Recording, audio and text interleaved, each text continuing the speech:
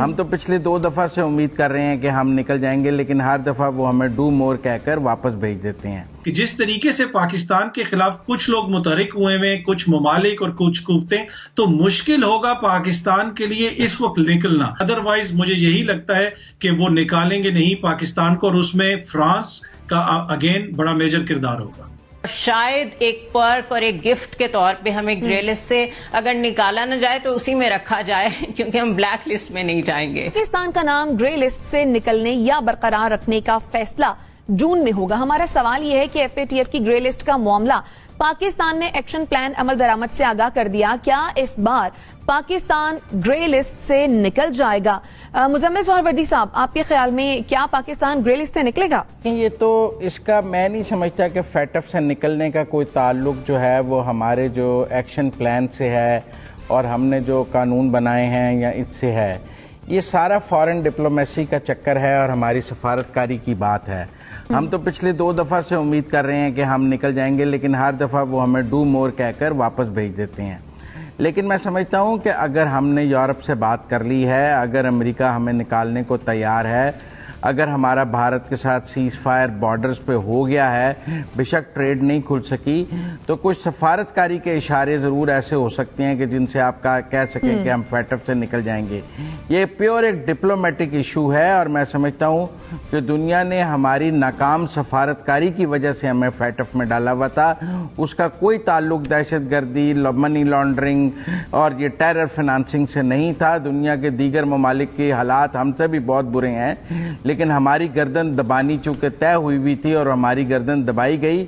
उस दबी हुई गर्दन के साथ हमने बहुत सारी आलमी ताकतों के बहुत सारे काम किए हैं। अमेरिका की भी बहुत हमने अफगानिस्तान में मदद की है, दूसरी जगह भी की है। तो इसलिए अब ये देखना है कि जो हमसे उनके टारगेट्स थे वो अचीव हो गए हैं और उसके मुआवजे के तौर पर वो हमारी गर्दन छोड़ने के लिए तैयार हैं, या उन्हें हमारी गर्दन मजीद अभी कुछ कामों के लिए चाहिए तो वो 6 माह के लिए और एक्सटेंड कर देंगे।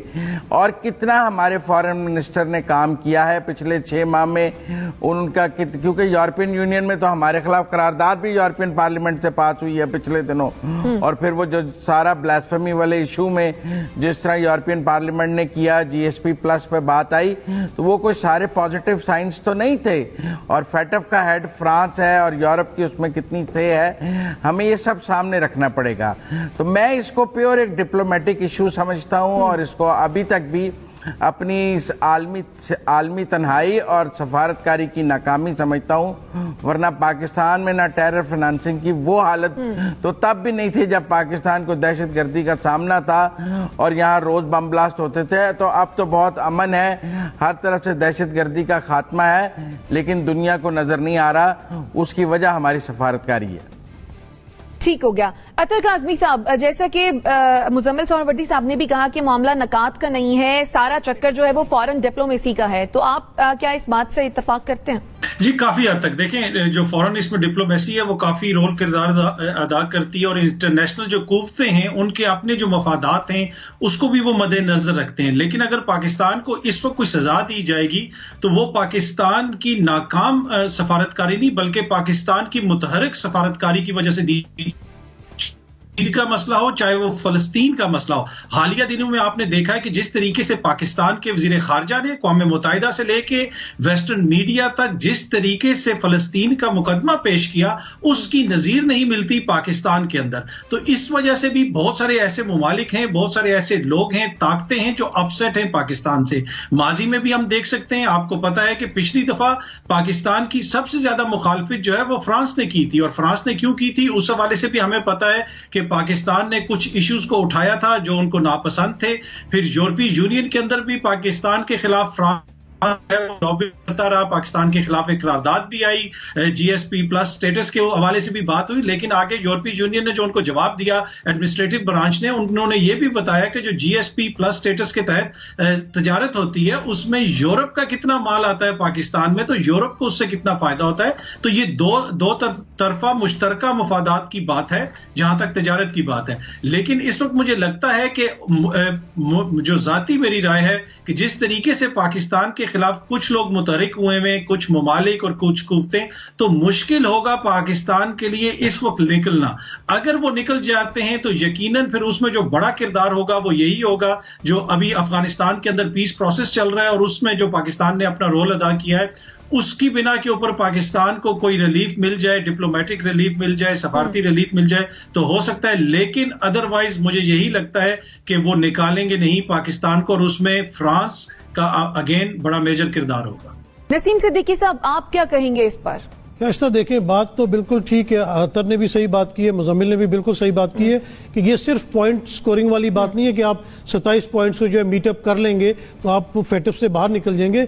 बहुत सारे ममालिक हैं जिनमें मनी लॉन्ड्रिंग भी हुई है। आप देख लें कि अपना इंडिया के, भारत के कितने बैंक्स थे जिनके खिलाफ कार्रवाई हुई और अब न्यूयॉर्क टाइम्स में भी आया कि उन्होंने कितनी बिलियंस की जो है वो मनी लॉन्ड्रिंग की है, लेकिन उनके ऊपर तो कोई हरफ नहीं आया।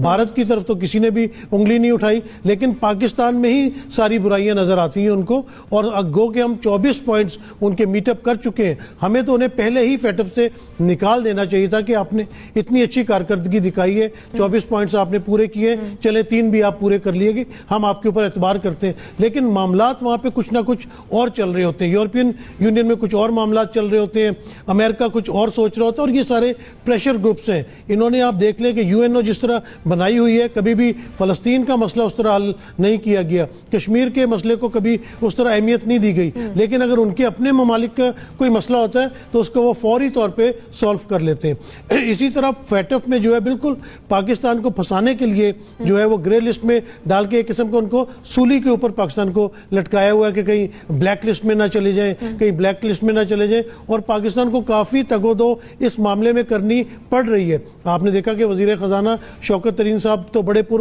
उम्मीद है कि हमने तमाम काम कर लिया है। अपना हमाद अजहर ने भी पहले कहा था कि काफी काम हो चुका है, और हम पूरी तरह पूरी उम्मीद रखते हैं कि इस दफा हम फेटफ की ग्रे लिस्ट से बाहर निकल जाएंगे, पाकिस्तान व्हाइट लिस्ट में आ जाएगा। और उसमें एक अहम रोल जो है वो ये अफगानिस्तान वाला मामला जो है ये भी प्ले करेगा, क्योंकि पाकिस्तान को अब इनसे कहना चाहिए कि डू मोर, कि हमने इतने नुकसानात उठाए हैं दहशतगर्दी की जंग में, अभी भी खित्ते में अमन में हम लोग सबसे बेहतरीन जो है वो रोल प्ले कर रहे हैं, तो हमें फेटफ की लिस्ट से निकल जाना चाहिए। जी ठीक है जनरल साहब, आप इस बात से किस हद तक इत्तेफाक करते हैं कि हमारी सिफारतकारी इतनी स्ट्रांग नहीं है जिसके सबब हम अभी तक जो ग्रे लिस्ट है उससे निकल नहीं पा रहे हैं? देखिए, ये जितने भी यूनाइटेड नेशन के ज़ैली अदारे हों या इस तरह के और अदारे जो अक़वाम आलम ने बनाए हैं, वो बुनियादी तौर पे P5 कंट्री या बड़े ममालिक जो हैं, ताकतवर कुव्वतें, ये दरहकीकत उनके मुफादात की निगहदाश्त करते हैं और उनकी मर्जी के ताबे रहते हैं।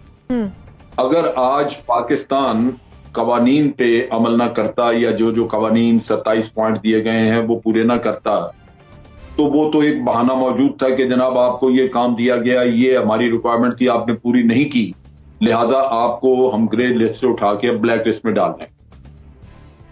आप मौका ना दें, आप सारे पॉइंट्स पे अमल कर लें, सब कुछ हो जाए, तो तब भी आपको ग्रे लिस्ट में रखा जा सकता है। उसकी वजह यही है कि इससे रिलेटेड कुछ और मकासद उन कुव्वतों के हैं, जैसे अफगानिस्तान है। आज अमेरिका ने कोई वजाहत नहीं हमें दी हुई कि वो आखिर उसके डिजाइन हैं क्या, वो आगे करना क्या चाहता है। हमें ये पता है कि इनखला, लेकिन साथ उसके आपको कहा जा रहा है मुख्तलिफ रस्तों से, मुख्तलिफ तरीकों से जिक्र आ रहा है, रस्ते देने का भी, एयरफील्ड्स देने का या बेसिस देने का, ये बातें सारी चल रही हैं। अब जहां कहीं उन्होंने पाकिस्तान से काम लेना हो, तो मैं हमेशा कहता हूं कि अमेरिका की ज्यादा तकलीफ दे जो चीज है वो न्यूसेंस वैल्यू है उसकी तरफ से हमें फायदे वाला किस्सा तो खत्म हो चुका है कि जब कभी हम उससे, और फायदा भी क्या फायदा था, वो हम खर्च करते थे और उनसे रीइंबर्स होता था वो पैसा, लेकिन अब तो वो बात भी नहीं है। अब इन सब चीजों को करने में फायदा हमारा ही है, क्योंकि हमारी कोर्ट्स प्रोसिक्यूशन तो आज तक एक आम दहशतगर्द की भी नहीं कर सकी। पेशावर हाई कोर्ट ने कितने दहशतगर्दों को छोड़ दिया हम सब जानते हैं। आपके ऊपर कितना खौफ है उनको प्रोसिक्यूट करने का, सजा सुनाने का, हम सब जानते हैं। देयर आर एरियाज जिधर जाके अगर बात करने लगे तो लगेगा सब कुछ हम में ही खराब है। तो अगर इस एक सिचुएशन की वजह से आपने 24 पॉइंट से इतना इफेक्टिव मैकेनिज्म बनाया है कि हुंडी का कारोबार कम हो गया है और आप बड़ी खुशी से आज कह रहे हैं कि आपका फॉरेन एक्सचेंज रिजर्व बढ़ रहा है, तो उसके पीछे यही चीजें हैं। तो अगर ये 3 पॉइंट्स आप पूरे कर देते हैं तो आपके मुल्क को खुद कितना फायदा होगा ये भी सोचने की जरूरत है। वो बात की बात है कि हमारी जो डिप्लोमेसी है या हमारा जो फॉरेन ऑफिस है वो किन किन चीजों में इफेक्टिव है नहीं है, वो तो हम सब जानते हैं, वो वैसे ही रहेगा। But these 27 points they go in the favour of Pakistan as well. दुनिया को छोड़ दें तो कुछ अपनी तरफ भी देखना चाहिए। ग्रे लिस्ट से आई एम नॉट श्योर, अभी बहुत बड़ा economic package upcoming US budget में पाकिस्तान के लिए रखा गया है, जिससे ये लगता है कि पाकिस्तान से बहुत सारी उम्मीदें वाबस्ता हैं और शायद एक पर्क और एक गिफ्ट के तौर पे हमें ग्रे लिस्ट से अगर निकाला ना जाए तो उसी में रखा जाए, क्योंकि हम ब्लैक लिस्ट में नहीं जाएंगे।